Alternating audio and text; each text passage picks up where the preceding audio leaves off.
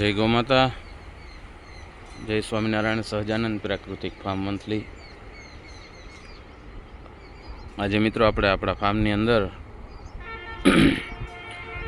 એક મગ અને નેપિયરનું એક મોડલ કર્યું છે, વાવેતર કર્યું છે, મતલબ કે 1 વીઘા જેવામાં એનો એક વિડીયો બનાવીએ છીએ આપણે આજે। આ વિડીયોની અંદર આપ જોઈ શકો છો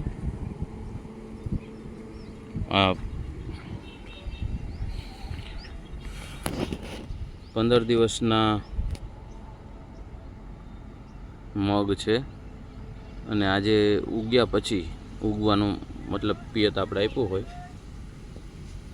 ત્યાર પછીનું આજે પેલું પિયત આપણે આપીએ છીએ। આ મગ છે। હવે આની અંદર મગ અને નેપિયરનું એ રીતે આપણે વાવેતર કર્યું છે। 60નો કિયારો છે મગનો। એની અંદર મિત્રો અહીંયા આપણે પારાની બંને સાઈડ આ નેપિયર મૂક્યું છે। જુઓ, ઝીગઝેગ પદ્ધતિથી 3 થી 4 ફૂટના અંતરે આવી રીતે નેપિયરની આપણે જ્યારે પહેલી વખત વાવેતર કર્યું ને ત્યારે એની અંદર આપણે આ નેપિયરની ગાંઠો મૂકી દીધેલી। ખાસ કરીને અમારે મોટા પ્રમાણમાં વાવેતર કરવાનું હોવાથી આવનારા સમયમાં ગાય માતા માટે, એટલે એનું બિયારણ બનાવવા માટે આનું આપણે વાવેતર કર્યું છે। એટલે મગ અને નેપિયર બંને સાથે ચાલશે। જો આવી રીતે પારા ઉપર નેપિયર છે, 4 ફૂટે થૂમડા મોટા થઈ જશે। મગની સાથે એને પાણી મળશે। પારામાં પૂરતા પ્રમાણમાં ભેજ હોય છે એટલે પાણીની એને ખેંચ લગભગ પડતી નથી। અને જ્યારે 1-1.5 મહિના પછી આ નીકળી જશે મગ, એટલે આનો પારો મોટો થઈ જશે નેપિયરનો, અને એ પારા ઉપર આપણે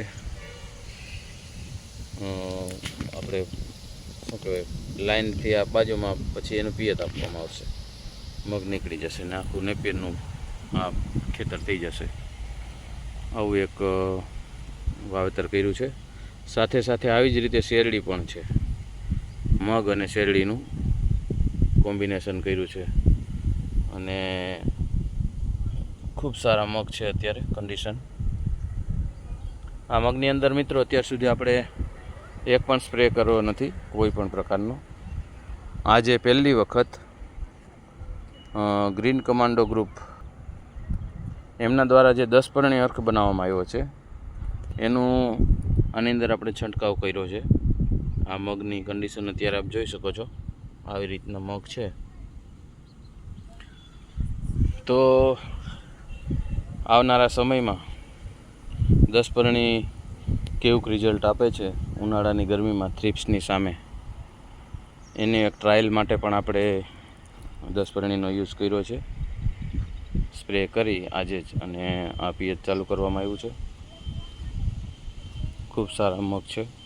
આજે આ પિયતની સાથે આપણે ગોબર ગેસની સ્લરી, બાયોગેસ પ્લાન્ટ આપણા બહુ મોટા છે સહજાનંદ પ્રાકૃતિક ફાર્મની અંદર, તો એમની સ્લરી અને સાથે ડૉક્ટર કિશનચંદ્રાનું જે માઇકોરાજા છે, માઇકોરાજા કલ્ચર પણ આપણે આની અંદર આપીએ છીએ મગની અંદર, જે હું તમને બતાવું છું। જો આવી રીતે આપણે પિયતની અંદર